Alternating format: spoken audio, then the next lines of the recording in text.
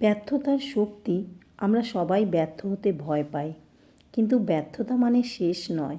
ব্যর্থতা হলো একটি সংকেত যে আপনাকে আপনার পদ্ধতি বদলাতে হবে। আপনার লক্ষ্য নয়। পৃথিবীর সেরা সফল ব্যক্তিদের ইতিহাসের দিকে তাকান। তারা শতবার ব্যর্থ হওয়ার পরও আজকে অবস্থানে পৌঁছেছেন। আপনি যদি পড়ে না যান, তবে আপনি শিখবেন না কিভাবে উঠে দাঁড়াতে হয়। আপনার ভেতরের সেই ভয়কে শক্তিতে রূপান্তরিত করুন।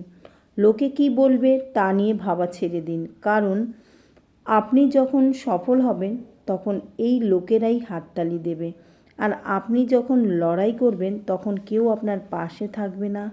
এই লড়াইটা আপনার একার, আর এই জায়গাটাও হবে একান্তই আপনার। তাই ভিডিওটি ভালো লাগলে অবশ্যই পাশে থাকবেন, একটু শেয়ার করে দেবেন।